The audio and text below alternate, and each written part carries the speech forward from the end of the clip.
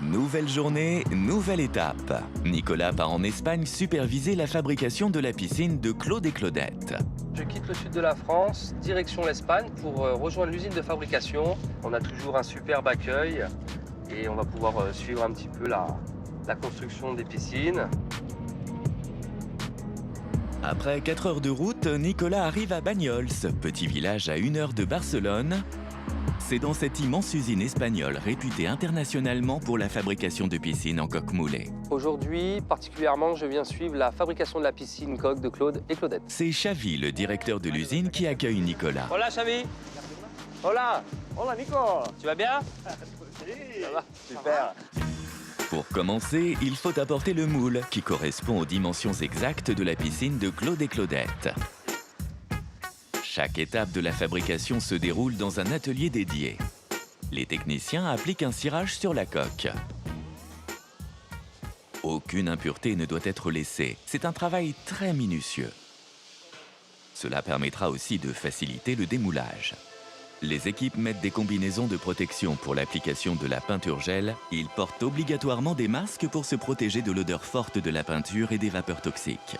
La première étape dans la construction d'une piscine coque, c'est la peinture. Donc c'est la finition de la piscine. Le procédé est inversé, c'est-à-dire qu'on va la faire au démarrage, un petit peu comme une tarte tatin. C'est-à-dire qu'on va d'abord mettre les pommes tout à l'envers pour après retourner l'ensemble, démouler et avoir la finition. La peinture gel donnera la couleur définitive de la coque. Dans ce cas, pour Claude et Claudette, elle sera blanche.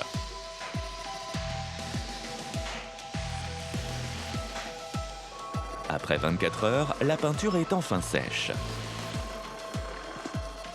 Direction un nouvel atelier, celui de l'application de la résine.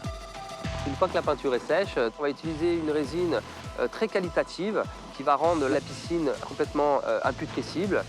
C'est parti pour l'application du vinyle ester. Cette résine est très résistante et durable dans le temps. Cette étape est très importante parce que avec cette imperméabilisation, avec cette étanchéité, c'est pas possible que l'eau de la piscine entre dans les structures. On va avoir une étanchéité à 100% du bassin. Cette touche de résine va permettre de solidifier le bassin. On va vraiment avoir une structure épaisse, lourde, qui ne bougera plus. On entend souvent que la piscine coque est en plastique. C'est une idée reçue, évidemment. C'est un mélange savant de fibres, de résine, de renfort, de vinyle ester. Enfin bref, c'est tout sauf du plastique.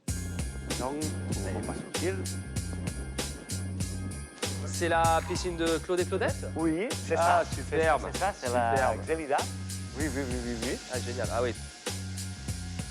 Ces renforts sont faits à partir de matières recyclées, comme le PVC, ou alors de la même matière que la piscine, avec de la fibre de verre. Ça va vraiment rigidifier toutes les parois. Voilà. Sinon, on risquerait dans le temps d'avoir des ondulations ou des déformations. C'est pour ça que c'est très important de les appliquer au bon endroit et en quantité suffisante. Ça, c'est les renforts pour accrocher la piscine avec la grue. Oui.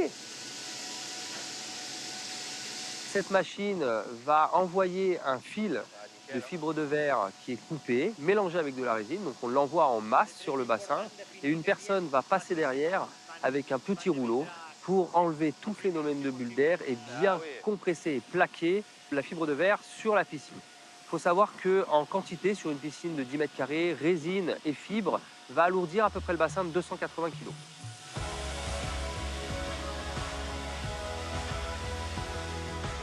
Sur la piscine de Claude et Claudette, les renforts ont été recouverts de cette fameuse fibre.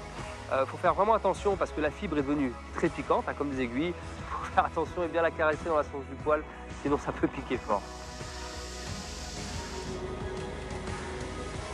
La structure de la coque est terminée. Maintenant, c'est le démoulage. Le démoulage doit se faire avec soin et précision. On utilise une grue. Les équipes veillent à ne pas fendre ni même rayer ou pire, casser la coque encore un peu fragile. Bon, c'est super, la piscine de Claude et Claudette vient d'être démoulée. Prochaine étape, les canalisations. Dans le cas des piscines coques, tous les éléments servant à son bon fonctionnement sont préinstallés et forment un bloc complet. Le système de filtration, les lumières LED, les skimmers et autres, tout est installé avant la livraison.